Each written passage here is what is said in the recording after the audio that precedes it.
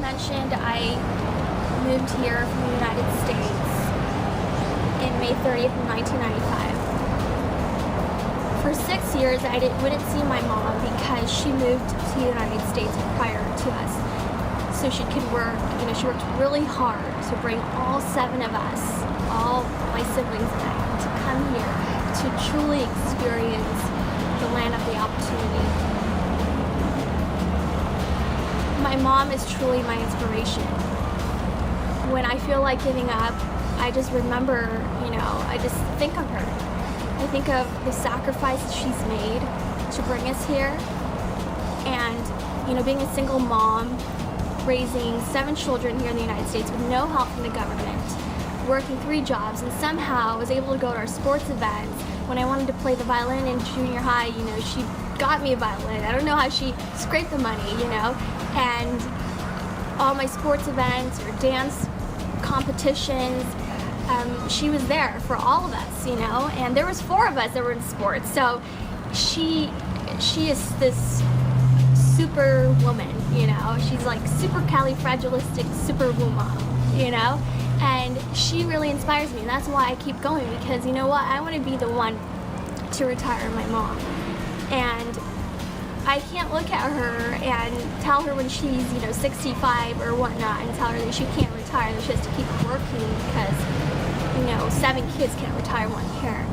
So looking at her and looking at the sacrifices she's made, that really inspires me to keep going. And then now being a mom and looking at my daughter, I can't tell my daughter, oh, I could have, I should have been able to take you around the world, and if you had a history project about Egypt, to actually be able to take you there, and let you experience it. I could have done that for you, but I gave up, and so I can't look at my daughter's eyes like that, and every single day tell her I did this for her. So, and my siblings as well. And I want to be the one to do that for my family. So I keep going because she never gave up. If she gave up, I wouldn't be here. I wouldn't be speaking in front of you because I wouldn't even be in the United States, and so she's really my inspiration. As a matter of fact, I actually brought a copy of my book that I co-authored with 40 other women. It's called The Queen's Legacy, and in here, this is for you, Mr. Shu, but in here is a story about my mom, because she's a queen of my life, and she's who inspires me to keep going, because I know that, with God, nothing is impossible, and giving up is for suckers, so yeah, emotional roller coaster. Well, first of all, disclaimer here, maybe some women are not, but I'm a woman, so emotional and women kind of go hand in hand, and like I said, I'm not perfect, so, and being a mom and a wife, and running a business, and then that really gets your emotions, going like this, and I do. But then this year, actually 2012, I went to a conference last year, the Women of Faith conference in 2011, and one of the lessons I really got out of it was your will is stronger than your emotions. And I was actually just reflecting back on this and looking at myself, the past couple of years, and how I've handled my emotions. And when we get so emotional, we don't think right, we don't act right. When we get emotional and we make emotional decisions and normally it doesn't work out good, well, maybe, marriage. Well, some marriage, right? I mean, see, that's what happens. Okay, emotional roller coaster, that's a great example right there. Most marriages out there, almost half of the marriages don't last because people are like, oh my God, I'm so in love. And then they're like, what am I thinking? Like, I'm done, peace, and that's what happens, right? And so that's the emotional roller coaster that happens.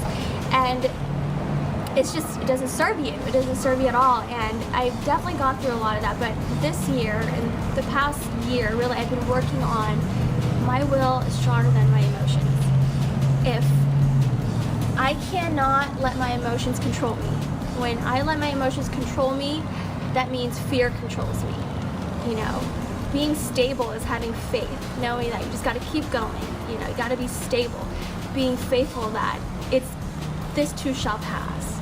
And that really is my theme this year. You know, my will is stronger than my emotions. If there's a will, there's a way. You know, I can't be swayed by my emotions. I have to be, obviously we're not every decision, you know, you have to be, you know, so logical and, you know, have, you know, put everything in the table to make that decision. Sometimes you have to take a leap of faith. But before I die, this is like my ultimate goal, is to give away, to be able to have so much abundance. I'm able to give away at least $1 billion away, especially to children, either children dealing with cancer or orphans. The children are really my heart. You know, I definitely believe that I was created to really serve the children because they are our future.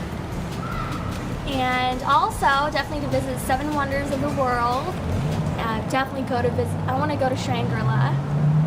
It just sounds really amazing.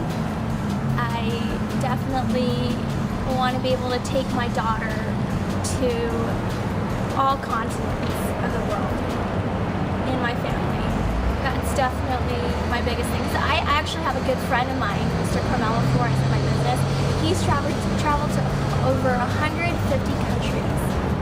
It's so amazing. Like, he showed me the map of the world in his home, and the map is like almost covered up with push pins where he's been to, and it's so amazing. So I want to be able to do that. He's like the 3,000 something people, it's like this thing called a Century Club, who's been to over 100 countries. So that's really exciting to me. That's something I really want to do. And also learn 10 instruments and be fluent in 10 languages.